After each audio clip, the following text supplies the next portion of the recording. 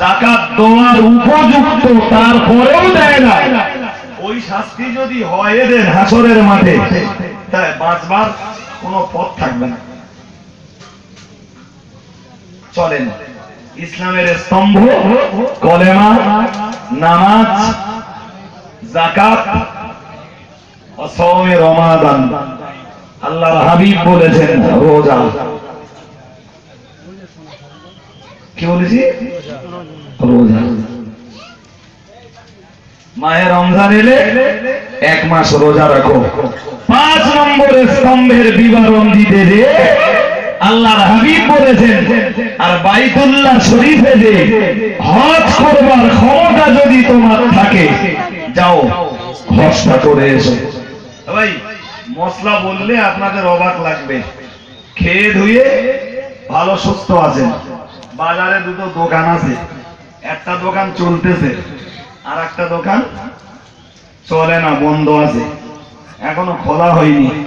পড়ে থাকা দোকানটার দাম যদি বর্তমান পিরিয়ডে হজ করবার মতো উপযুক্ত অর্থের সমতুল্য হয়, ওই দোকান বিক্রি করে ওর হজে যেতে হবে।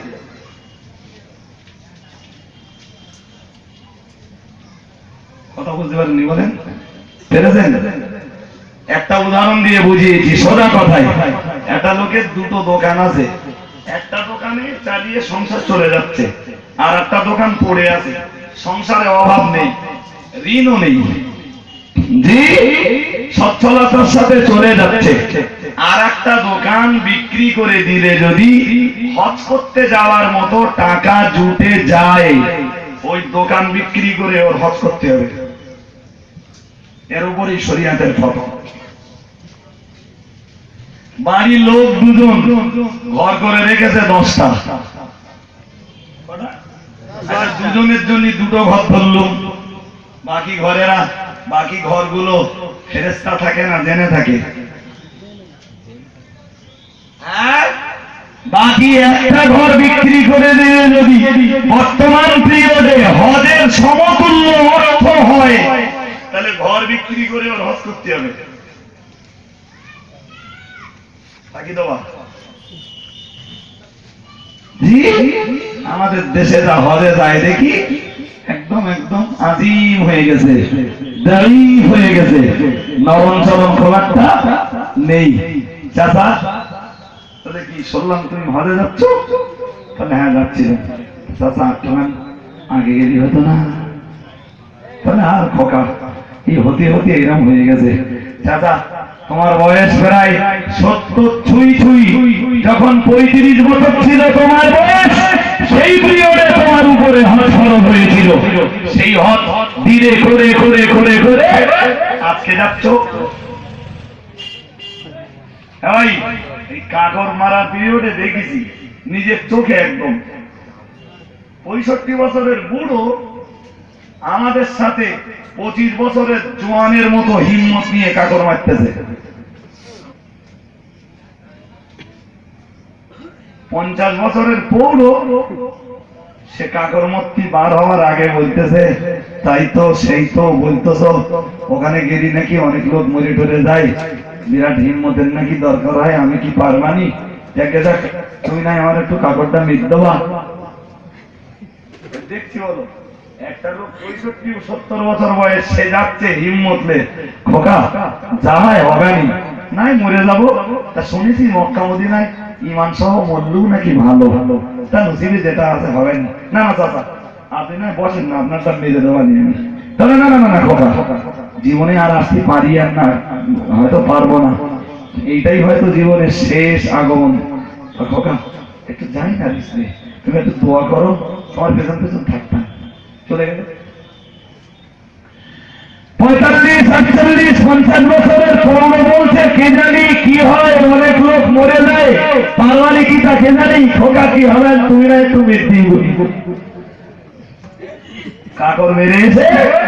এই দুটো ঘটনা নেই তাবুর ভিতরে যে ভাব দিছি, যে এর বয়স 65 থেকে 70, চাচা আমার সাথে হিম্মতের সাথে কাকর মেরে আসলে, আর এর বয়স 45 থেকে 50, শরীরে যথেষ্ট তাকত আছে, জি এই কাকর মারতে সাহস করলো না কেন?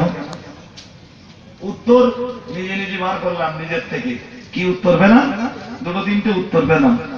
আসলে যে লোকটা 65 বছরে হজ করতে এসেছে, 65 বছর বয়সেই ওর হজ ফরজ হয়েছে, তাই ওর দিল মন আর দেহে তাকত জুগিয়ে দেওয়ার দায়িত্ব আল্লাহর কুদরতি কবজায়।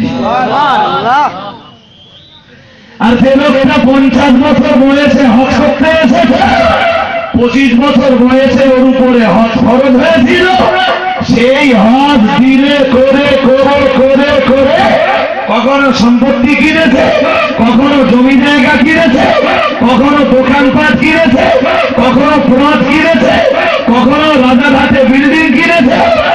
জি এটা সেটা করতে করতে সেই হজ দিলে করে 50 বছর ঠেলে দিয়েছে। জি 25 বছরের হজ 50 বছরে করতে গেছে। এই যে মাঝখানে ডিলেটা করেছে, ওর এখন হজ করিয়ে নেওয়ার দায়িত্বটা আল্লাহর না, ওর নিজের দেহের শক্তি। তোর হজ করানোর দায়িত্ব আমি আল্লাহ, আমার না। 25 বছর বয়সে ভরা যৌবনে যখন হজ ফরজ হয়েছিল, তখন দায়িত্বটা আমার ছিল। সেই হজ দিলে করে 50 বছরে এইছিস, যা করবি নিজের ক্ষমতায় কর, আমার কোন মদত নসিবে জুটবে না। নইলে 70 বছরের বুড়ো বাচ্চা কাকর মারতি, আর 50 বছরের পৌর এত ভয় পাচ্ছে, তার কারণ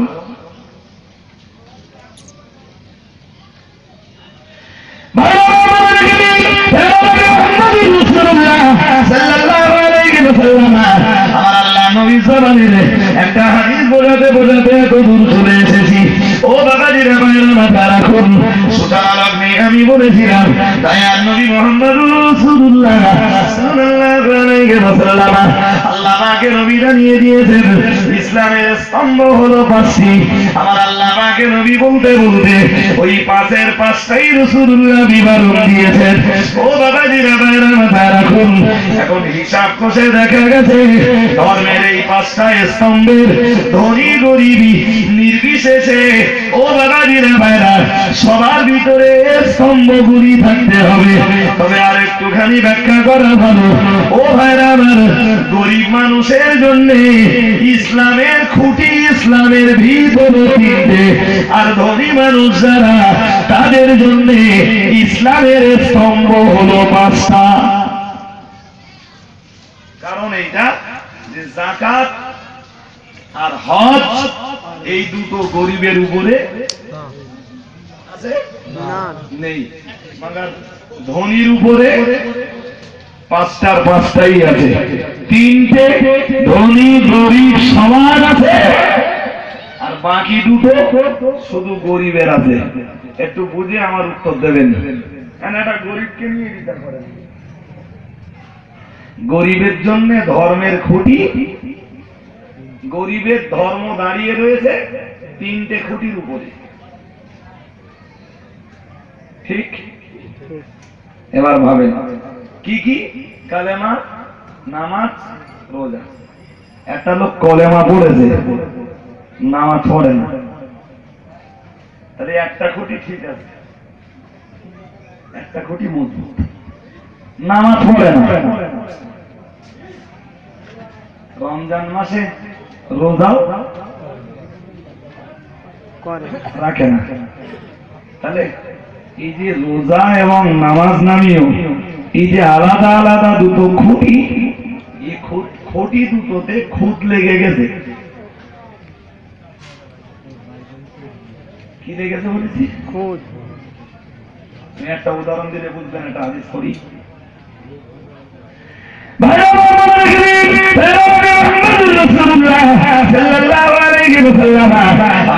নবী জানিয়ে দিয়েছেন, ও বাবাজিরা ভাইরা মাথা রাখুন, আমার আল্লাহর হাবিব জানিয়েছেন ইন্নাস সালাতা ইমাদুদ্দিন।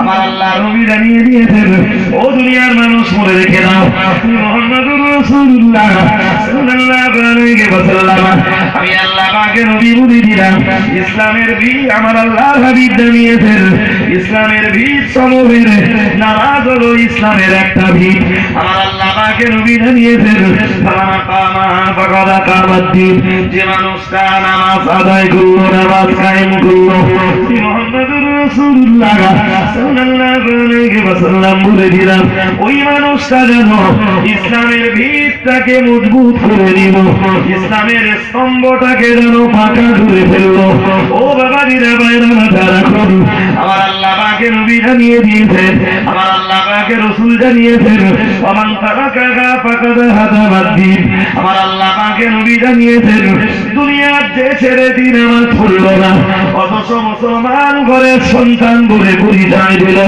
দুনিয়ার যে মেয়েটা নামাজ আদায় করলো না অথচ কলেমা পড়া মানুষ বলে দাবিদার হলো কলেমা পড়লে অলি নারী বলে দাবি করলো মুহাম্মদুর রাসূলুল্লাহ সাল্লাল্লাহু আলাইহি ওয়াসাল্লাম বলে দিলাম এই ছেলেটা জানো এই মেয়েটা জানো নামাজ না পড়ার কারণে ইসলামের ভিতটাকে বিধ্বস্ত করে দিল ইসলামের ভিতটাকে যেন চুরমার করে দিল ও বাবাজিরা ভাইরা তাহলে আমার সমাজের আমার দেশের যে মুসলমানের বাচ্চাটারা কলেমা পড়ল কলেমা নামীয় ভিতটাকে মজবুত করলো ও বাবাজিরা ভাইরা এরপরে নামাজ পড়লো না তার মানে এই ইসলামের এই খুঁটিটাকে বিধ্বস্ত করে দিল চূর্ণ বিচ্ছিন্ন করে দিল ভেঙে চুরমার করে দিল এরপরে মাহে রমজানের কালেমা যদিও পড়ল নামাজও পড়ল না রোজাও করল না রোজাও রাখল না এর মর্ম তো এটাই দাঁড়ালো যে রোজা নামীয় ভিতটাকেও চুরমার করে দিল ও বাবাজিরা ভাইরা গরিবের ধর্ম যখন তিনটে খুঁটিতে দাঁড়িয়েছিল দুটো তো ভেঙে চুরমার হয়ে গেছে এই একটা খুঁটির উপরে ইসলাম নিয়ে গরিব দাঁড়াবে কতক্ষণ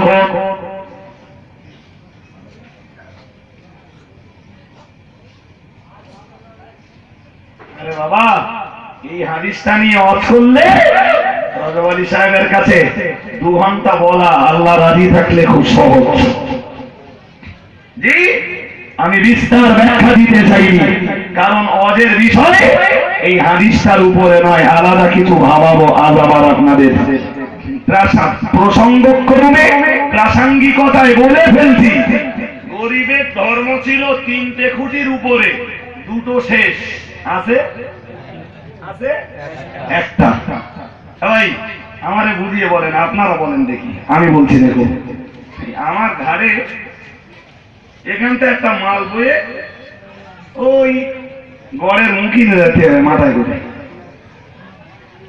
একটা বোঝার ওজন বস্তার ওজন 7 কেজি তাই বললাম ভাই আমি গরিব মানুষ বিরাট তা আপনি আমার একটু দেবেন 100 টাকা দেবেন তুমি তাহলে আমি তো 100 টাকা করে দেবো ভেবে রেখেছি খুশি হয়ে আর 10 টাকা করে দেওয়ানি যা এই বোঝাগুলো ওই গড়ের মুখে রেখে ওই গড়ের যে রাস্তা মুখ মেন রাস্তা দেখে তা আমি সময় মতো এলাম এসে বললাম তা একটু ধরে দেন তাহলে শোন তোর মতো আর 2 জনের বলা ছিল এই গ্রামে তো জন মজুরি ভালো পাওয়া যায় না আর আমার ওই গাড়ি এসে দাঁড়িয়ে রয়েছে পরের গাড়ি সেও কতক্ষণ দাঁড়াবে মাল তো যাবে কলকাতায় তুই তো একটা মুঠ নিবি 3টে জন আমার ঠিক করা ছিল যাকে যাক তুই 3টে মোট একালে 3টে বোঝা বস্তা একালে 180 কেজি মাল আছে তুই 330 টাকা তুই একালে শুনি আমি বললাম বাবু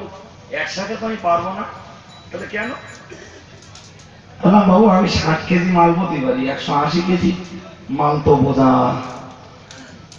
আমি টানতে পারবো না বাবু বাবু বললেন তুই একটু চেষ্টা করে দেখ না জোর করি আমি বহন করতে পারি 60 কেজি আমার ঘাড়ের উপরে মাথার উপরে চাপিয়ে দিল 180 কেজি মাল কত দূর যাবে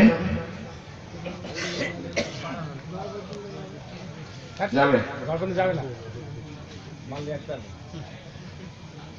আরে যে লোকটা বহন করতে পারে 60 কেজি, মাথায় দেওয়া হচ্ছে 180 কেজি, তাহলে অঙ্কের খাতিরে ধরেই নেন 160, শুধু 60 কেজি মাল নিয়ে একটা লোক যেতে পারে 3 কিলোমিটার মাথায় করে, তাহলে 180 কেজি দিলি ধরে নেন সে মালটা যাবে 1 কিলোমিটার।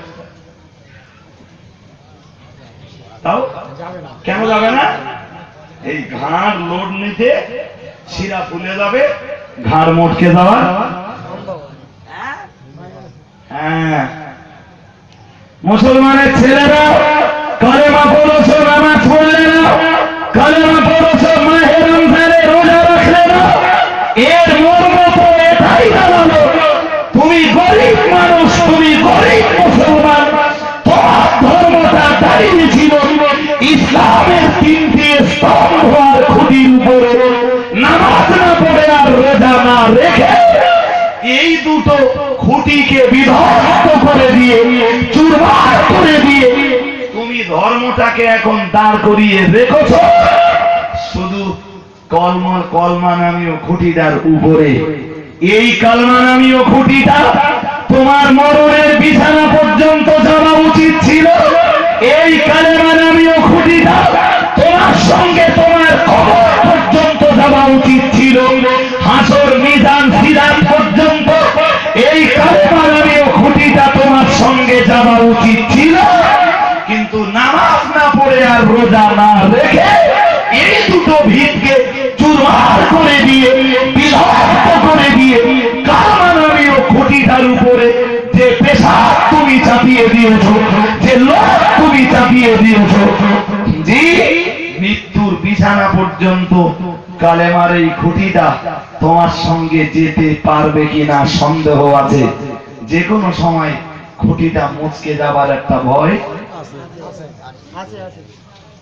100 শুধু 60 কেজি যে চাগাতে পারে, তার মাথায় যদি 180 কেজি তুলে দেওয়া হয়, 180 কেজি চাপিয়ে দেওয়া হয়, তার যেমন ঘাড় মুটকে যাওয়ার ভয় থাকে।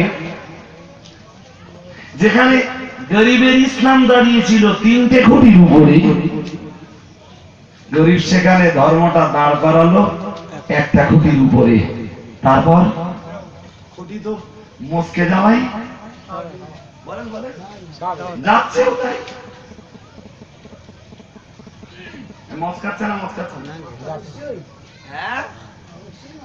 সিঙ্গারাটির ভাইরা অনেক কষ্ট শুনেছে, আমার কাছে কোনদিন শোনেনি। মার্কেটে আমার 300-350 ক্যাসেট আছে, খোঁজ দিয়ে এখনো পাওয়া যাবে সব। যার জোগাড় করার ইচ্ছা আছে খুঁজে দিতে পারবে। জি মহারাজ, আজকে নতুন করে ভাবাতে বসেছি, হাত দুটো জড়িয়ে ধরে বলছি যুবক ভাই যারা আছো, কালেমা নামীয় খুঁটিটার উপরে অতটা পেশার না ছাপিয়ে চলো না ভাই মসজিদে যাই। ক্রাম বোর্ডে যদি তুমি এত সময় দিতে পারো, তাস খেলায় যদি তুমি এত সময় দিতে পারো, ক্রিকেট খেলা দেখার জন্য 50 ওভারের ক্রিকেট খেলা দেখতে যদি 3.5-7 ঘন্টা সময় দিতে পারো, ফুটবল খেলা দেখার জন্য ঘন্টার পর ঘন্টা যদি তোমার জীবনে ফুটবল মাঠে কেটে যেতে পারে, জোহরের নামাজ পড়তে সময় লাগবে 20 মিনিট, চলো না ভাই নামাজটা পড়ে ইসলামের ভিতটাকে একটু মজবুত করি।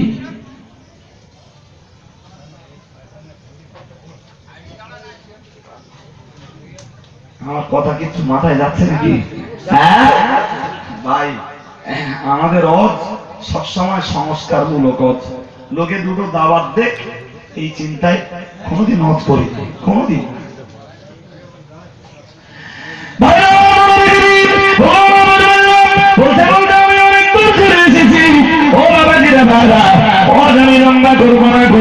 আমি আপনাকে প্রসঙ্গটা অন্যদিকে নিয়ে নিয়ে যাব। ও বাবাজিরা ভাইরা, আমি ধনীদেরকে আবার বলবো, ও সমাজের ধনবান ভাইরা, ও সমাজের বিত্তশালী ভাইরা, আপনাদের ধর্ম জীবন দাঁড়িয়ে রয়েছে একটা খুঁটি, দুটো খুঁটি, তিনটে খুঁটির উপরে নয়। আপনাদের ধর্মটা গরিবের মতো তিনটের উপরে নয়। আপনাদের ধর্ম জীবন দাঁড়িয়ে রয়েছে পাঁচখানা খুঁটির উপরে। এই 5টা খুঁটির ভিতরে নামাজও থাকতে হবে, কলেমাও থাকতে হবে, রোজাটাও থাকতে হবে, হজও থাকতে হবে, যাকাতও দিতে হবে, তবেই হবে আপনার ধর্ম জীবন মজবুত। ও বাবাজিরা ভাইরা, মাথায় রাখুন, আজকে সমাজের ধনীগুলোকে নিয়ে যদি অনুসন্ধান করা যায়, দান হয়তো কিছু করে, বেটারে নামাজ পড়তে পাওয়া যায় না, দান হয়তো করে, বেটারে রোজা রাখতে পাওয়া যায় না, দান হয়তো করে, হজ করবার মতো মাল রয়েছে, কিন্তু ইচ্ছাকৃত ভাবে হজটারে ঠেলে দিয়ে চলেছে। ও বাবাজিরা ভাইরা, না না না না না, সমাজের ধনী সম্প্রদায়কে মনে রাখা উচিত, তোমার ধর্ম যখন 5টা খুঁটির উপরে দাঁড়িয়েছিল, আর এই 5টা খুঁটির ভিতরে ভাঙতে ভাঙতে ভাঙতে ভাঙতে সব খুঁটিগুলোরে ভেঙে ফেলেছ। শুধু কালেমা আর দান নামিও, কলেমা যাকাত নামিও খুঁটি দুটোকে বাঁচিয়ে রেখেছ। 5টা খুঁটির লোড কখনো 2টো খুঁটিতে তো নিতেই পারে না। পারবে? আজকে বাড়িতে হাত দুটো জড়িয়ে ধরে বলছি, বয়স্ক যারা আছেন এখান থেকে পায়ে হাত দিয়ে বলছি, বাড়িজি রজব সাহেবের এই অষ্টা আর একবার একটু ভাববেন যে উনি বলেছেন ইসলামের স্তম্ভ ভিত 5টা, আমার আছে কটা? আমার ধর্মজীবন দাঁড়িয়ে না, দাঁড়িয়ে নেই। যদি দাঁড়িয়ে থাকে কন্ডিশনটা কিরকম? মার কালকে বলছিল মনে আছে, মার আমরা খাবো না তো খাবে খানা। মুসলমান আছি, নামাজ নেই, মুসলমান আছি, রোজা নেই, মুসলমান আছি, হজ নেই, মুসলমান আছি, যাকাত নেই, মুসলমান আছি, গান বাজনাটাও বন্ধ নেই, মুসলমান আছি, তাস বাসা লটারি জুয়া মদ গাঁজা সমাজের ভিতরে আছে। বিশ্বের দরবারে মায়ের আমরা খাবো না তো অন্য জাতি খাবে?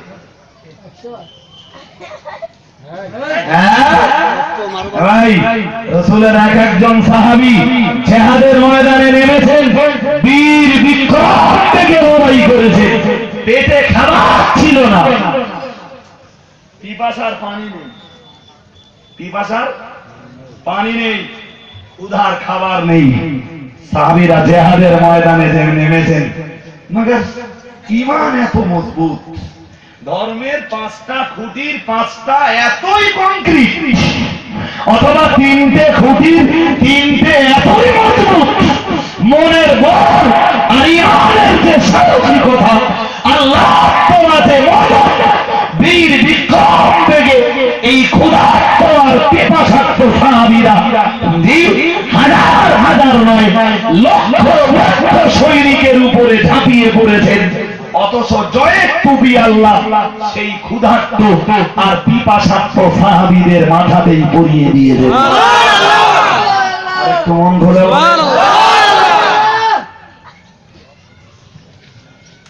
ভাববার আছে।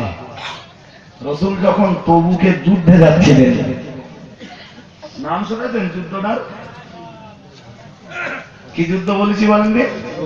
তবুক, ইসলামের এক ঐতিহাসিক লড়াই।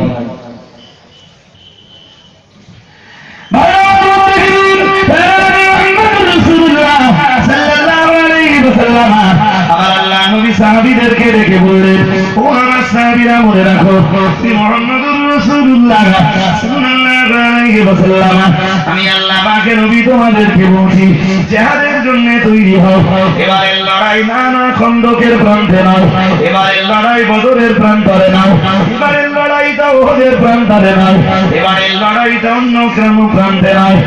মুহাম্মদুর রাসূলুল্লাহ সাল্লাল্লাহু সাল্লাল্লাহু আলাইহি ওয়াসাল্লাম আমি আল্লাহ পাকের নবী তোমাদেরকে বলে দিলাম এবারে তোমাদেরকে লড়াই করা লাগবে তবুকের প্রান্তরে যে ও আমার সাহাবীরা বলে রাখো মুহাম্মদুর রাসূলুল্লাহ সাল্লাল্লাহু আলাইহি ওয়াসাল্লাম আমি আল্লাহ পাকের নবী বললাম এটা এমনি প্রচন্ড গরমের মৌসুম এমনি প্রচন্ড গরমের সময় আর চাঁদে মদিনার জমিনে চলছে দুর্ভিক্ষ ও আমার সাহাবীরা আমি দয়ার নবী রাহমাতুল লিল আলামিন আমি বিশ্ব নবী মুহাম্মদুর রাসূলুল্লাহ সাল্লাল্লাহু আলাইহি ওয়াসাল্লাম বলে দিলাম না না না না না যদিও তোমাদের ক্ষুধার খাবার পর্যাপ্ত পরিমাণ নাই তোমাদের পরিবারের জন্য রেখে যাওয়ার মতো পর্যাপ্ত খাবার নাই এই জিহাদের সফরে বারবার সময় নাই তোমাদের কাছে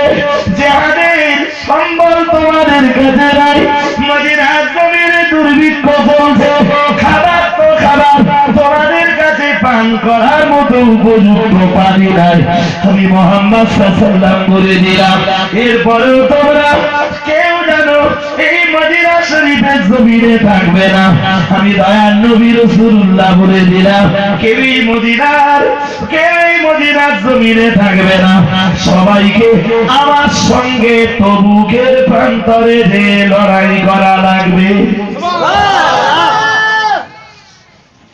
এটা আমি মুহাম্মদ সাল্লাল্লাহু আলাইহি জানি তোমাদের পেটে খাবার নেই তোমাদের পিপাসার পানি নেই আমি এটাও জানি স্ত্রীদের কাছে রেখে যাওয়ার মতো মানে যতদিন যুদ্ধের ময়দানে থাকতে হবে ততদিনের খাবার রেডি করে দেওয়ার মতো উপযুক্ত কিছু তোমাদের ঘরে নেই এরপরও আমি মুহাম্মদ সাল্লাল্লাহু আলাইহি ওয়াসাল্লাম বলছি যুদ্ধে তোমাদের যাওয়া লাগবেই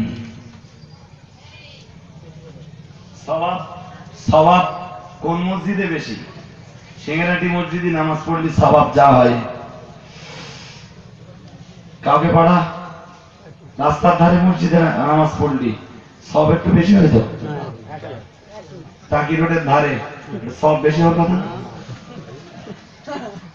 আর সাথে চাবাডালির তেমাথার ধারে টাউন মসজিদ ওদের নামাজ পড়লি সিংহাটি মসজিদের চেয়ে সওয়াব বেশি হয় দিল্লির জামে মসজিদ কলকাতার নাগোদা মসজিদ পাকিস্তানের সবচেয়ে বড় মসজিদ যেটা বলেন বলেন বাংলাদেশের বাইতুল মুকাররম সব সব একই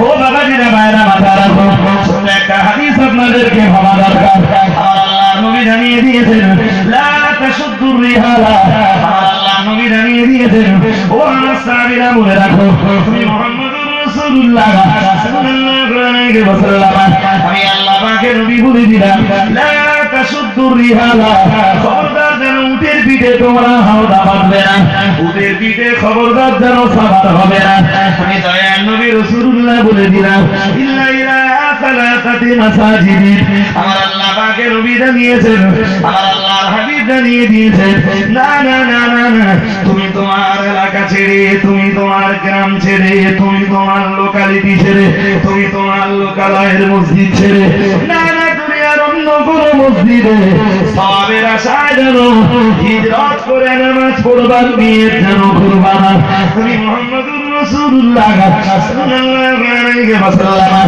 আমি আল্লাহ পাকের নবী তোমায় বলে দিলাম তুমি তোমার গ্রামের মসজিদে নামাজ পড়লে যে সওয়াব হবে পাড়ার মসজিদে নামাজ পড়লে সেই সওয়াব হবে তুমি পাশের গ্রামের মসজিদে নামাজ পড়লে সেই হবে সেই সওয়াব হবে বেড়াচাপার মসজিদে নামাজ পড়লে সেই সওয়াব বারাসাতে টাউন মসজিদে নামাজ পড়লে যে সওয়াব কলকাতার নাখোদা মসজিদে নামাজ পড়লে সেই সওয়াব তামাম দুনিয়ায় যত মসজিদ আছে সবের বিবেচনায় সব মসজিদ প্রায় সমান আমার আল্লাহ পাকের নবী জানিয়েছেন ইল্লা ইলা সালাসাতি মাসাজিদ তবে আমি মুহাম্মদুর রাসূল রাসূলুল্লাহ সাল্লাল্লাহু আলাইহি ওয়াসাল্লাম আমি আল্লাহ পাকের নবী বলে দিলাম জীবনে যদি সফর করে হিজরত করে দূরদূরান্তে যে কোন মসজিদে তোমার নামাজ পড়ার ইচ্ছা থাকে তুমি দয়ার নবী রাসূলুল্লাহ বলে দিলাম দুনিয়ার এমন তিনটে মসজিদ রয়েছে তামাম দুনিয়ার সমস্ত মসজিদ মর্যাদা সম্মানে বরাবর সমান কিন্তু তিনটে মসজিদ আছে যে তিনটে মসজিদে নামাজ পড়লে সওয়াবের একটু বৃদ্ধি পাওয়া যায় সওয়াব অনেকটাই পাওয়া যায় দয়ার নবী রাসূলুল্লাহ এক নম্বরে জানিয়েছেন মসজিদুল হারাম ও সাহাবীরা আমার উম্মতিরা সওয়াব বেশি পাওয়ার আশায় যদি হিজরত করে সফর করে তোমাকে নামাজ পড়তে যেতে হয় আমি দয়ার নবী রাসূলুল্লাহ বলে দিলাম তুমি সফর করে আল্লাহর কাবায় চলে এসো আল্লাহর কাবা সংলগ্ন মসজিদুল হারামের ভিতরে তুমি নামাজ আদায় করে নাও আল্লাহর কাবার যে কোনো জায়গায় মসজিদুল হারামের যে কোনো জায়গায় দাঁড়িয়ে তুমি এক রাকাত নামাজ আদায় করলে আল্লাহ তাআলা তোমার আমলনামায় 1 লক্ষ রাকাত নামাজের সওয়াব লিপিবদ্ধ করে দেবে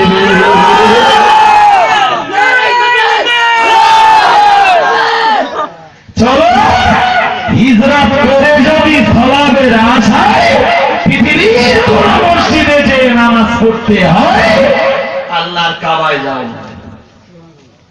কোথায় কাবা দিল্লি যাবা কেন পাকিস্তানের সবচেয়ে বড় মসজিদটাই কেন যাবা বাংলাদেশের বাইতুল মুকাররমে কেন যাবা চলো কোন মসজিদ মসজিদে হারাম তার জায়গা আছে কোন জায়গায় এই মসজিদ ডিস্টার্ব হবে না একটু তাড়াতাড়ি করেন আমার সময় হলে বল নেমে যাবে সময় 1 মিনিট দেওয়া মানে লস আপনাদের আমি তো ধরব না জি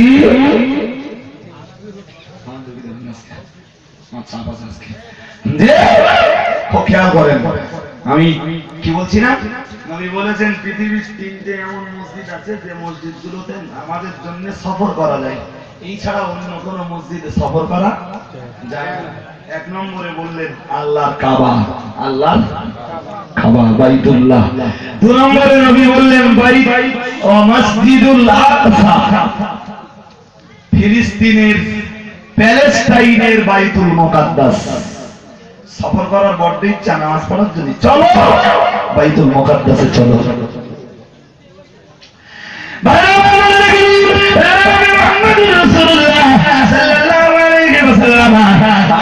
নবী জানিয়ে দিয়েছেন ও বাবাজিরা ভাইরা মাথা রাখো আমার আল্লাহর হাবিব জানিয়ে দিয়েছেন ও আমার সাহাবীরা মনে রাখো সফর করে যদি নামাজ পড়তে হয় আল্লাহর কাবায় চলে যাও সফর করে যদি নামাজ পড়তে হয় প্যালেস্টাইন ফিলিস্তিনের মসজিদে আকসায় চলে যাও সফর করে যদি নামাজ পড়তে হয় তুমি মুহাম্মদুর রাসূলুল্লাহ সাল্লাল্লাহু আলাইহি ওয়াসাল্লাম এই মদিনা জমিনে আসবার পরে এই মদিনার মাটিতে যে মসজিদটা কায়েম করেছিলাম তামাম পৃথিবীর মানুষের কাছে যে মসজিদটা নবীর মসজিদ মসজিদে নববী নামে পরিচিত তুমি মুহাম্মদুর রাসূলুল্লাহ সাল্লাল্লাহু আলাইহি ওয়াসাল্লাম বলে দিলাম সফর করে সওয়াব বেশি পাওয়ার আশায় যদি তোমায় নামাজ পড়তে হয় ও মসজিদি হাযা তুমি আমার মসজিদে নববীতে এসে নামাজ আদায় করো মসজিদে নববীতে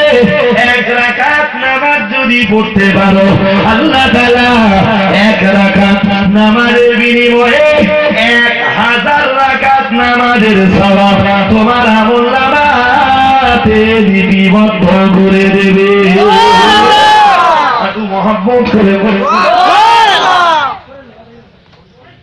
ওই হাজি যারা হজ করতে যায় শুনে নেবেন তাদের কাছে হাজিরা হজ করতে যে মদিনা শরীফে নামাজ পড়ে 40 ওয়াক্ত কত কারো নসিবে 41 42 43 হয়ে যায় এটা তাদের কপাল ভালো তাই হয় আবার অনেক হাজি আছে 38 39 ওয়াক্ত হয়ে গেলে মদিনা থেকে বার করে দেয় আমার বলার বিষয় অন্য কিছু না বাবা, খুব ছোট্ট করে ভাবাচ্ছি শুধু। জি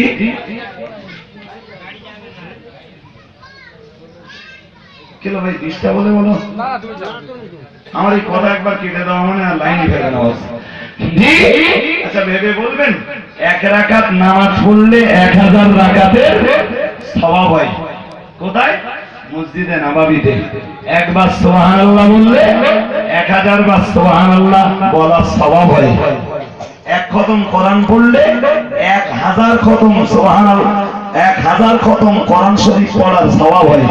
সুবহানাল্লাহ সুবহানাল্লাহ। আরে তো মন খুলে বলে না। জি তাহলে এই সওয়াবের জায়গা একটু বলবেন বাবা। মসজিদে নববী ছেড়ে অন্য কোন জায়গায়, মসজিদে মদিনাতে যদি যেতে পারি তো মসজিদে নববী ছেড়ে অন্য কোন জায়গায় যে থাকতে ভালো লাগবে না। যাদের ঈমান আছে, যাদের সওয়াব কামানোর চাহিদা আছে, মসজিদে নববী ছাড়া ভালো লাগবে হ্যাঁ না। একটা ছোট্ট করে অঙ্ক করবেন, এই মসজিদে নববী থেকে বদরের দূরত্ব হলো 100 কিলোমিটারের কাছাকাছি। মদিনা শরীফে যাবার পরে রাসূল মক্কার কুরাইশ বাহিনী রেগে গেছে, এক ফাস্ট সরাসরি যে মোকাবেলাটা করেছিলেন এটা ছিল ঐতিহাসিক বদরের প্রান্তরে। আর বদরের প্রান্তরটা মদিনা শরীফ থেকে ছিল পাকা 100 কিলোমিটার দূর।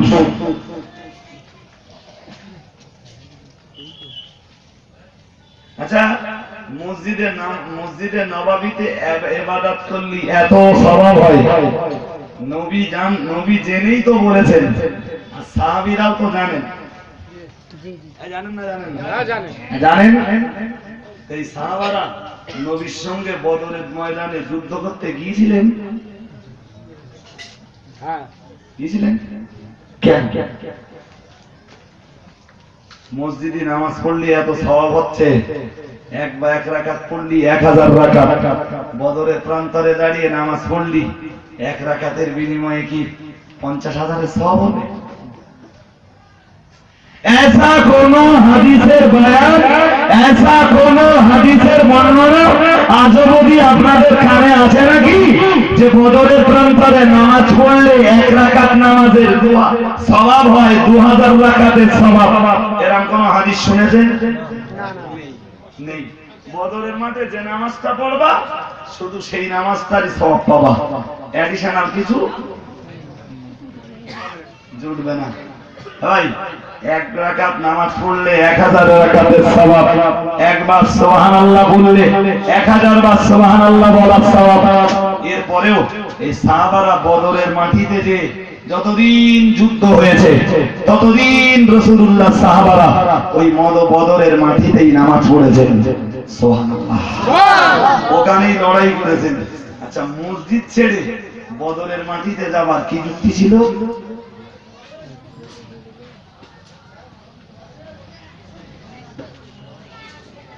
বলে বলুন দিন। এখান থেকে যান যে কোনো একটা খানকায় যে বলেন যে হুজুর ভারতবর্ষের পরিস্থিতি তো বিরাট খারাপ, 3 তালাক উচ্ছেদ করে দেওয়ার একটা প্রয়াস, একটা অপচক্রান্ত দেশব্যাপী চলছে। ইউনিফর্ম সিভিল কোড নামীয় অভিন্ন দেওয়ানি আইনটা ভারতবর্ষের মুসলমানদের উপরে চাপিয়ে দেওয়ার একটা অপচক্রান্ত চলছে। হুজুর আপনি এখনো খানকায় বসে তসবিহ করছেন, এই ব্যাপারে আপনার চিন্তা ভাবনা? হুজুর এক বাক্যে বলে দেবে, বলবেন ওসব কাজ আমরা করিনি তো। ওই বঙ্গনদী যাও, ওখানে মাথিন রয়েছে, মাথিন দিয়ে বলো নিয়ে হুজুর তসবিহ টিপতেছে, একটা করে খেলছে, টকাস করে খাওয়া যাচ্ছে। রাত্রি তাহাজ্জুদের নামাজ বাড়ি হয় না, মসজিদই হয়। আমি তাহাজ্জুদের নামাজ পড়ারও বিরোধী না, আর মসজিদে যাবারও বিরোধী না। কিন্তু জাতির ঐতিহ্যকে যখন নির্মূল করে দেওয়ার চক্রান্ত চলছে, মুসলিমদের তার বিরোধ যদি থাকে তারা থাকবে, তারা প্রথার কথা কোরআনের ভিতরে রয়েছে, তারা প্রথার কথা হাদিসের ভিতরে রয়েছে, তারা দুনিয়ার ফিকহের কিতাব তুলিতে রয়েছে। আজকে তারা ভারতব্যাপী তারা ইসলামীয় প্রথাটাকে যখন উচ্ছেদ করে দেওয়ার একটা চক্রান্ত চলছে, হুজুর তুমি খানকায় বসে, মসজিদে বসে আর মাদ্রাসায় বসে তসবিহ টিপতেছো আর নামাজ পড়তেছো, তাহলে আমরা না বাইরে ঘরের বাইরে তোমার পাটা দিইনি, মঙ্গলেরই যাও মাতিন করুক, বাইরের যেটা করার দরকার মাতিন করবানি, আর এখান থেকে দোয়া দানি করতে দরকার আমি করতে পারি। তার মানে গুড় খাওয়াও সুন্নাত, দরুদ শরীফ পড়াও, মিষ্টি খাওয়াও সুন্নাত, দরুদ শরীফ পড়াও সুন্নাত। কোনটা করবে? তার মানে এইটা দাঁড়ানো দেশের এই সংকটাপন্ন পরিস্থিতিতে তোমরা দরুদ শরীফ পড়ো, আমরা এখানে বসে বসে এখন দুধ খাই, তোমরা সুন্নাত আদায় করতেছ, আমরা আদায় করতেছি। কি সিস্টেম চলতেছে ও ভাই! মসজিদে আমার আল্লাহ পাওয়া যায় না, মসজিদে বসে আল্লাহ রিজামন্দি হাসিল করা যায় না, মাদ্রাসায় বসে আল্লাহ সন্তুষ্টি হাসিল করা যায় না, একথা একবার আমি বলবো না। জি, খানকায় বসে তসবিহ টিপে তাবিজ কবজ দিয়ে জাতিকে সেবা করে আল্লাহকে পাওয়া যায় না, একথা আমি একবার বলবো না।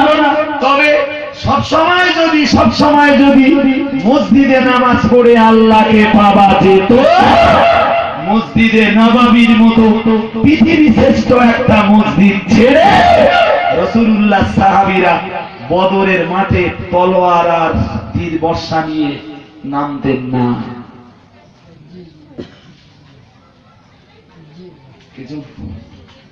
কিছু মাথায়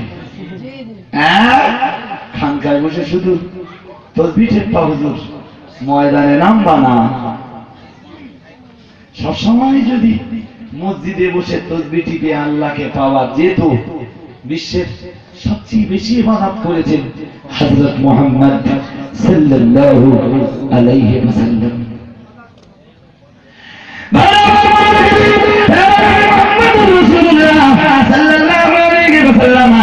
আল্লাহ নবী জানিয়ে দিয়েছেন, ও বাবা জিরা বাইরা মাথা রাখুন, আমার আল্লাহ নবী জানিয়ে দিয়েছেন, ওয়ানাত কাহুম, আমার আল্লাহ নবী জানিয়ে দিয়েছেন শ্রী মুহাম্মদুর রাসূলুল্লাহ সাল্লাল্লাহু আলাইহি ওয়াসাল্লাম আমি হলাম সবচেয়ে বড় ঈমানদার, আমি দয়ার নবী রাসূলুল্লাহ হলাম সবচেয়ে মজবুত ঈমানদার। আর আল্লাহ নবী আবার জানিয়েছেন, এবং আমি হলাম আল্লাহর আসমানের নিচে আর জমিনের উপরে সবচেয়ে বড় পরহেজগার।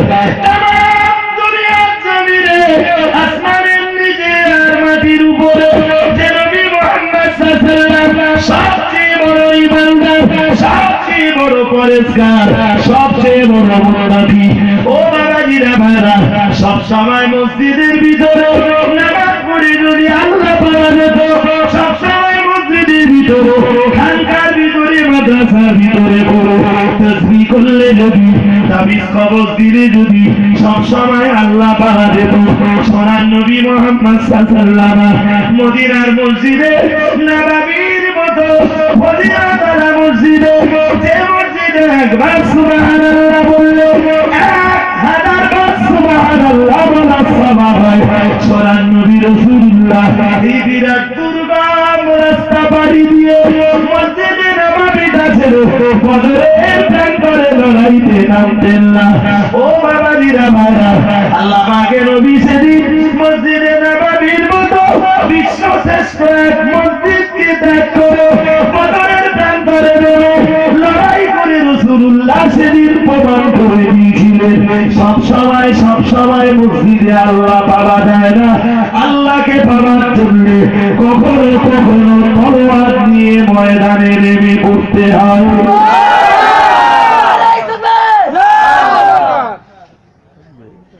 হুজুর শুধু নামাজ পড়িয়ে আল্লাহকে পাওয়া যায় না, হুজুর শুধু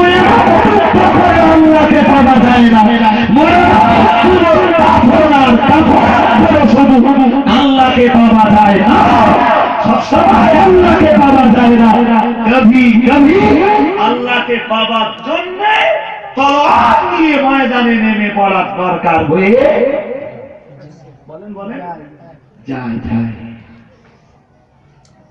সুতরাং আপনি হিসাব করুন নবী কেন বদরের প্রান্ত গেলেন? দূর তো 100 কিলোমিটার, আমার রস কেটে দেন, আমি রস করবো না। তবে ভাই বলবার জন্য একটু ভিড় নেই, এমনি বেরোনে হয় না, বাকি আল্লাহ তো।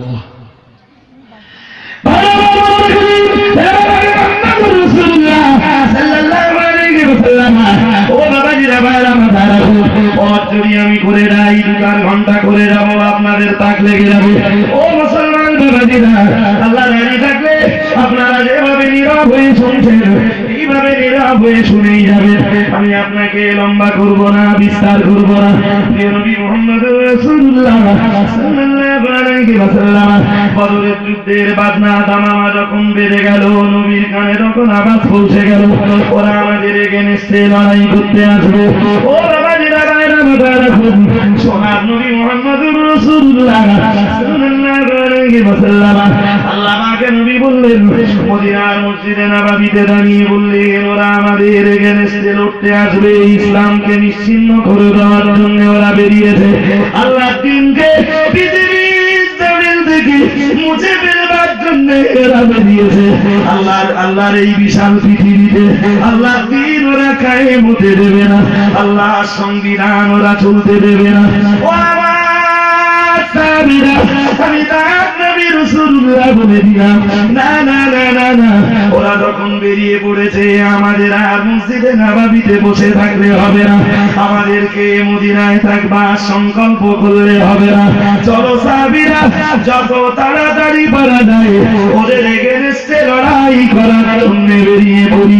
ও বাবাজিরা, ভাইরা, মাথারা খুব সোনার নবী রাসূলুল্লাহ বলেছিলেন, আর এই ঐতিহাসিক বদরের প্রান্তরে যে লড়াইটা হবে, আমি দয়াল নবী রাসূলুল্লাহ বলে দিলাম, লড়াই করার সামর্থ্য যাদের আছে, যেসব মুসলমানের শরীরে আল্লাহ রক্ত দিয়েছেন, যাদের শরীরে আল্লাহ তাকাত দিয়েছেন, ক্ষমতা দিয়েছেন, তোমাদের রক্ত, তোমাদের তাকত আল্লাহ দিনের জন্য একটু কোরবান করে দাও, আল্লাহ দিনের জন্য একটু উৎসর্গ করে দাও।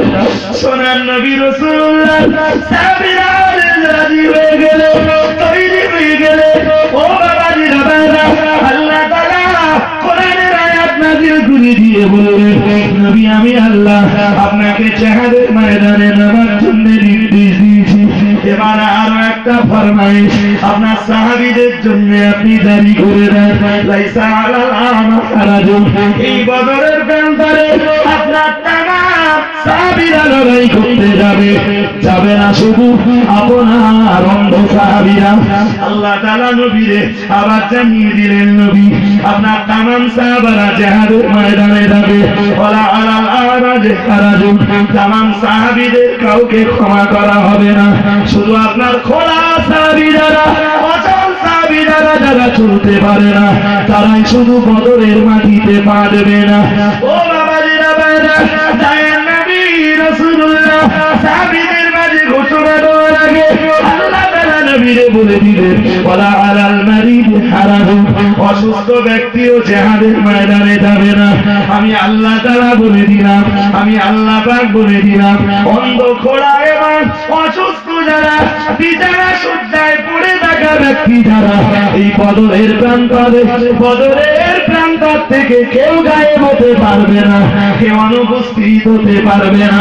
সোনার নবী মসজিদে নববীতে দাঁড়িয়ে সাহাবীদেরকে বললেন, ও আমার সাহাবীরা, শুধু জিহাদের ময়দানে যাওয়া লাগবে না, আমার অন্ধ সাহাবীদের জিহাদের ময়দানে যাওয়া লাগবে না, আমার খোলা সাহাবীদের জিহাদের ময়দানে যাওয়া লাগবে না, আমার অসুস্থতার চরম পর্যায়ে পৌঁছে যাওয়া সাহাবীদের এত ব্যতীত।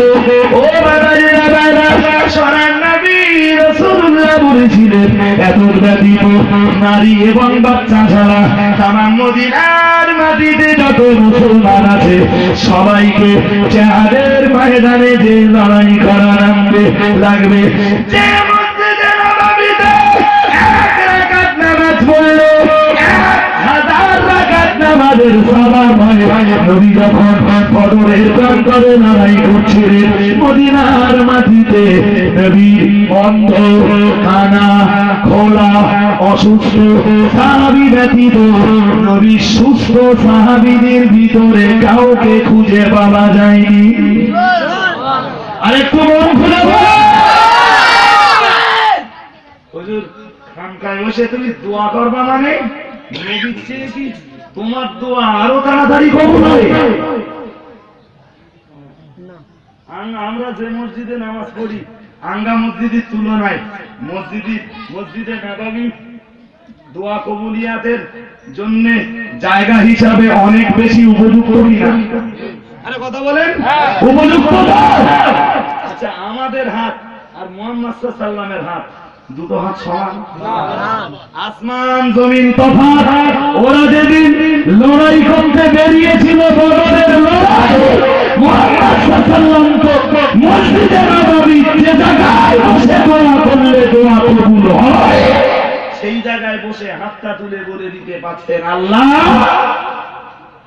আবু জাহেলের লিডার তো আবু জাহেলের তুমি জাহান্নামে দাও, ওরে তুমি পক্ষঘাত দাও, ওরে প্যারালাইসিস দাও, আর যে কটা নেতৃত্ব দিচ্ছে এক দুদিনের ভিতরে ওদের একটু প্যারালাইসিস হোক, ওরা যেন আমাদের বিরুদ্ধে লড়াই করতে না আসতে পারে।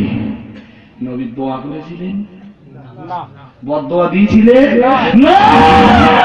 নবী বলেছিলেন দোয়া যদি করতেই হয় খানকায় বসে না, মাদ্রাসায় বসে না, মসজিদে বসে না, চলো দোয়া যদি তোমাদের নবীকে করতেই হয় আমি মুহাম্মদ সাল্লাল্লাহু আলাইহি ওয়াসাল্লাম পিছু বাড়া হয়ে দোয়াটা বদরের প্রান্তরে নেমে করব।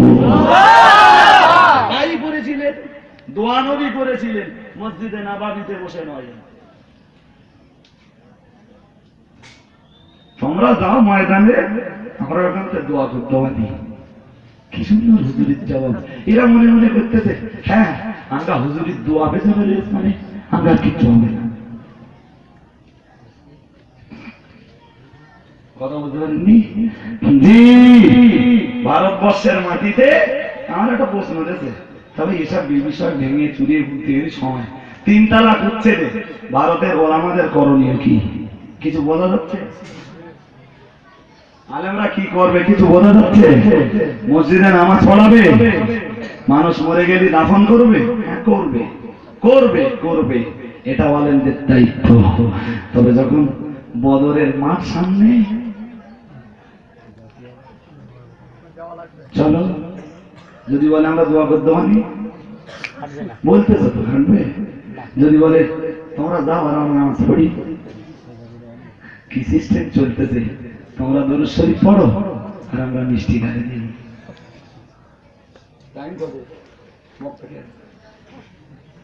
কথা বুঝতে পারেননি? 10টা টাইম না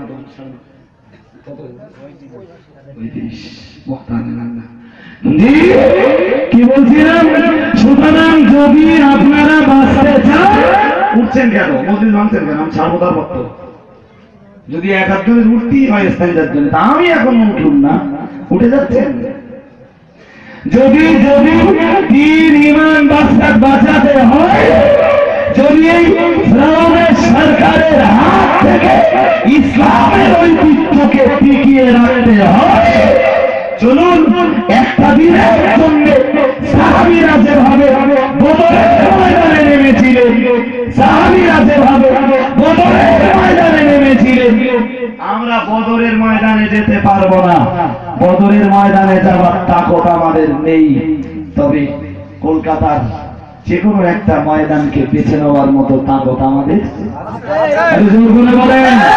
আমি সবার কাছে অনুরোধ করব, যদি আমার আপনাদের মাথায় ঢুকে থাকে যে সবসময় নামাজ পড়ে আল্লাহকে পাওয়া যায় না, সবসময় রোজা রেখে আল্লাহকে পাওয়া যায় না, সবসময় করে তাসবিহ তাহলিল করে আর জিকির করে আল্লাহকে পাওয়া যায় না, কবি কবি বদরের মাঠে নামাজ দরকার হয়, এ যদি আপনাদের প্রেমে ঢুকে থাকে অন্তত আজকে এই মজলিসে বসে নিয়ত করে ফেলুন, আগামী 20 নভেম্বর ভারতবর্ষে কিছু নেতা লিডার নামিয়ে মানবরূপী শয়তান যারা ইসলামকে কলঙ্কিত করতে চেয়েছে, ইসলামের ঐতিহ্যকে যারা মাটির সাথে মিশিয়ে দিতে চাইছে, চরের কলকাতার মাটিতে এমন একটা ধাক্কা আমরা দেব যে ধাক্কাটা কলকাতা থেকে যেন কয়েকশো নয় বরং প্রায় কম বেশি 2000 কিলোমিটার দূর দিল্লির লাল কেল্লা পর্যন্ত আমাদের আওয়াজটা যেন আল্লাহ পৌঁছে যায়।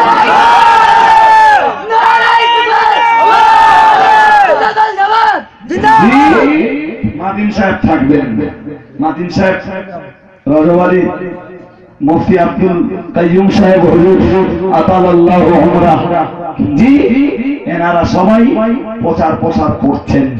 আপনাদের দায়িত্ব আছে এই শয়তানের সরকারের এগেনস্টে একটু আমরা কিচ্ছু বলতাম না তো। ভারতবর্ষের অর্থনৈতিক মেরুদণ্ড তো একদম ভেঙে গেছে,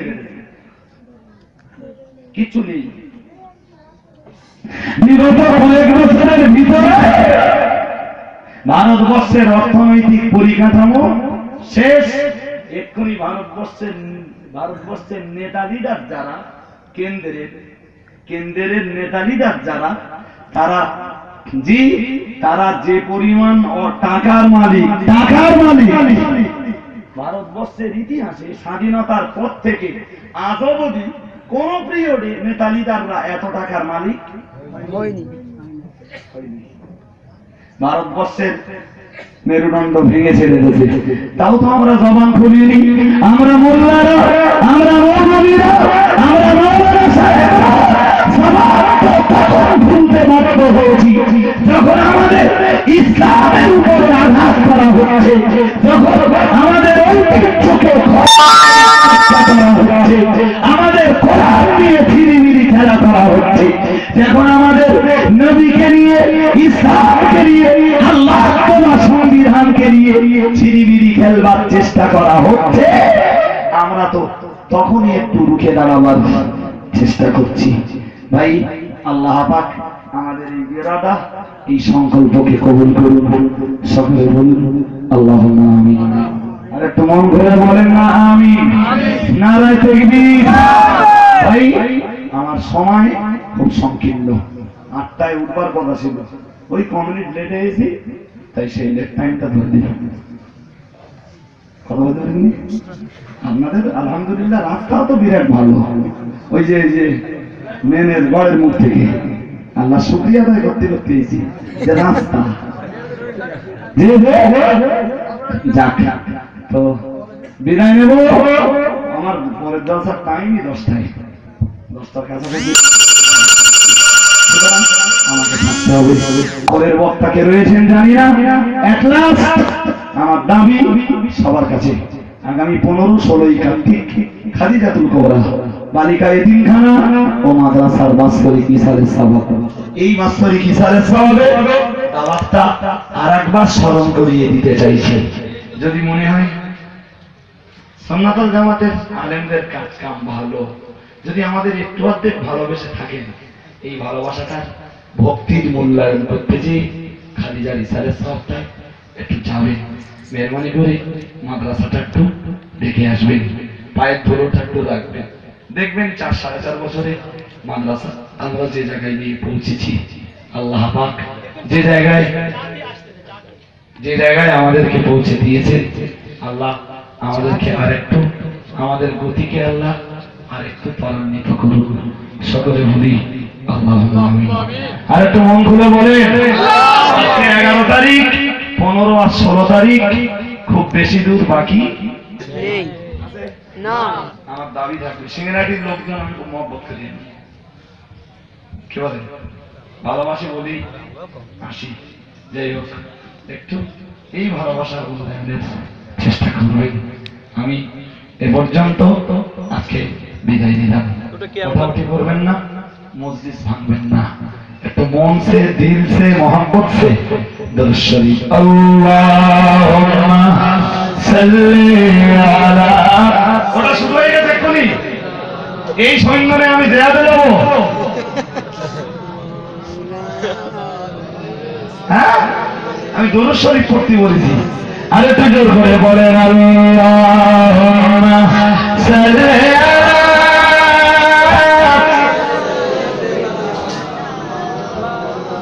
ওয়া আলা আলি সাইয়্যিদিনা। চাচা হইয়া আবু জাহল নবীর কালিমা পড়ল না, দোজাহানের নবী তিনি আবু জাহল মানল না। আল্লাহুম্মা সাল্লি